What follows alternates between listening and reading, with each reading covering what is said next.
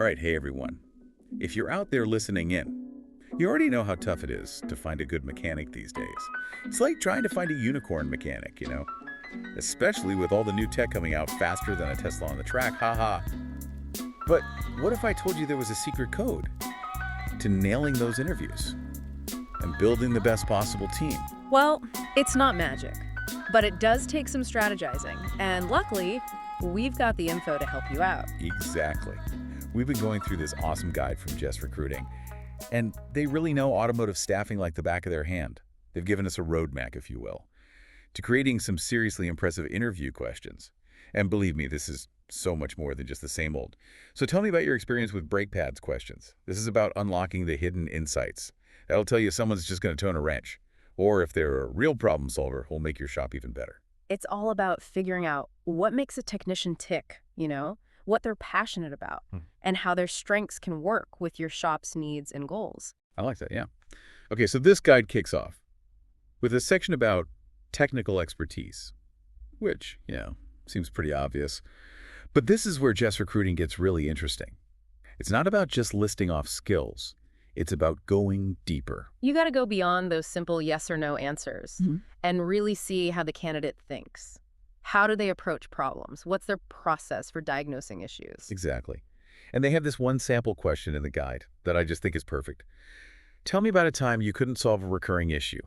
With traditional methods, how did you diagnose it and fix it? I mean, come on. That's like a real-world situation that happens all the time. It separates the parts replacers from the real troubleshooters. You got it.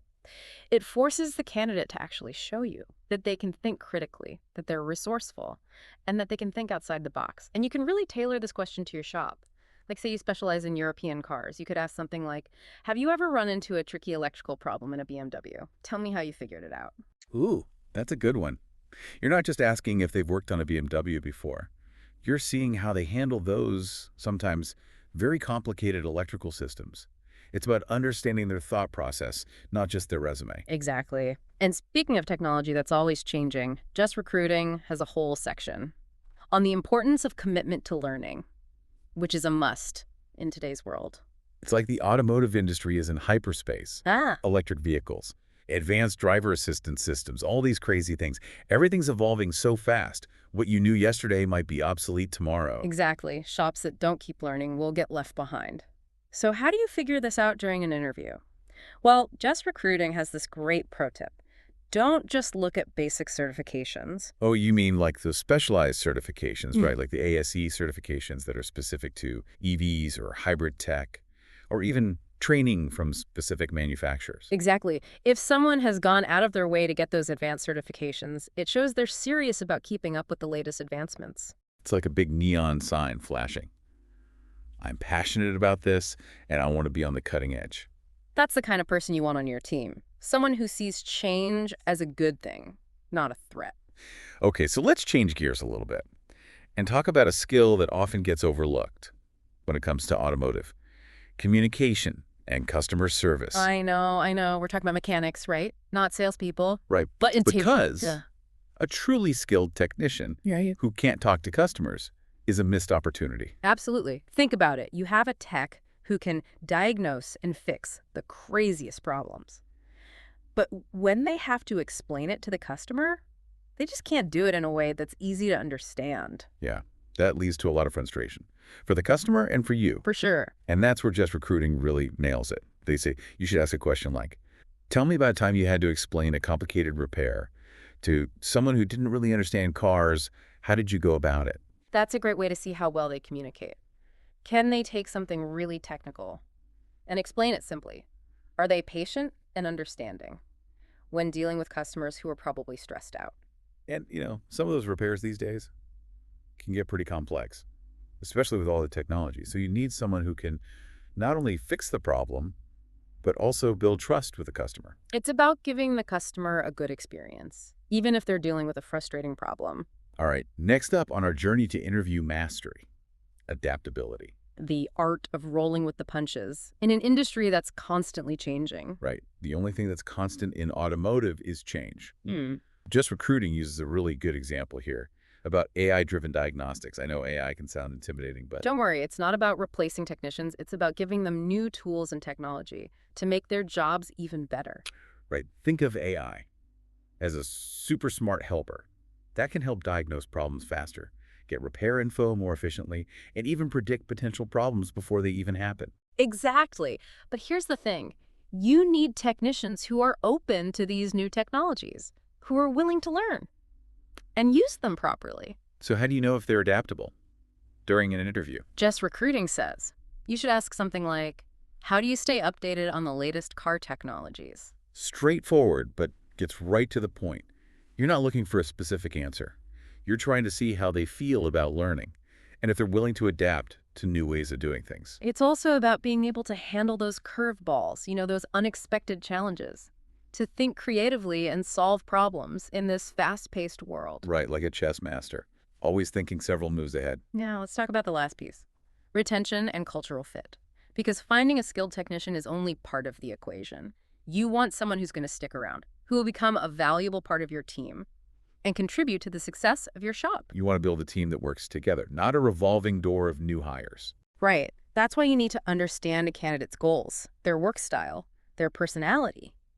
Jess Recruiting suggests some really good questions here, like, where do you see yourself in 5 years? Mm, Or describe a work environment where you felt the most productive and engaged. I like those questions because they really get to the heart of who the person is. It tells you if they're just looking for any job or if they want a career Yeah. where they can really use their skills and be a part of something bigger. Exactly. And their answers tell you a lot about if their values match up with yours. Are they excited about the same things you are? Do they like to work as part of a team? Or do they prefer to work alone? Do their goals fit with where your shop is headed? It's like finding the perfect match for your shop. Exactly. And in today's world, a positive work environment is a must for attracting and keeping top talent. So we've talked about a lot, from Yeah. technical expertise to adaptability to culture.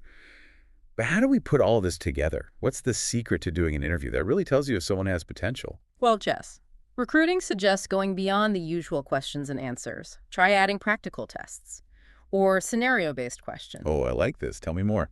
So instead of just asking about diagnostic tools, why not give them a simulated problem using your shop's software? Or give them a real work order and have them walk you through their process. What would their priorities be? What steps would they take? What challenges do they see? That's a great idea. It's like a test drive for their skills. You're not just listening to them talk. You're watching them work. Exactly. It gives you a much better understanding of their technical abilities, their problem-solving skills, their communication style, and how they handle pressure. It's like looking behind the curtain, seeing how they actually perform. Now, we've been talking a lot about the guide, but I'm curious, from your experience, what are some common mistakes you see when people are doing interviews? What are some red flags that someone might not be the right fit? That's a good question. One common mistake is getting too caught up in technical skills and forgetting those soft skills. Communication, adaptability, problem solving. Remember, you can teach someone the technical stuff, but it's much harder to teach personality traits. So it's about looking beyond just what's on paper. Absolutely. Another red flag is a lack of passion. If someone doesn't seem interested, doesn't seem motivated, it's probably not a good fit. You want someone who's excited to be there, who's eager to learn. Right. And remember, an interview is a two-way street. They're evaluating you just like you're evaluating them. Be ready to answer their questions honestly. Show them what makes your shop great. Highlight your work culture. Talk about the chances for them to grow. It's like you're trying to sell them on the idea of working at your shop, just like they're selling you on their skills. Exactly. You want to be on the same page, working towards the same goals. Before we wrap up, I want to leave you with something to think about. Imagine you found the perfect person. They have the skills, the experience, the personality, everything you're looking for. But here's the challenge. How do you keep them? How do you make your shop a place where they want to stay and build their career? That's the ultimate question. Finding great talent is one thing, but keeping them is another. Exactly. So as you're preparing for interviews, think about the bigger picture. What can you do to make your shop a place where technicians feel valued, respected, challenged, and inspired to do their best? It's about creating a culture of, It's a- learning and growing. giving them opportunities to improve their skills, encouraging them to talk to each other, and recognizing when they do a good job. Building a team, not just filling a spot. When you do that, finding and keeping those awesome technicians, Becomes so much easier. it's like it all comes together, right? You take care of your team, create a great place to work. Yeah. And the right people will find you. Exactly. That's how you build a successful business in this industry. That's all the time we have for today. Our deep dive into finding and keeping those top-notch mechanics with some amazing tips from Jess Recruiting. Remember, it's not just about asking the right questions. It's about creating a workplace where talent can thrive. Well said. Go out there, everyone. Use what you've learned Yeah. and build a team of your dreams. We'll see you on the next deep dive.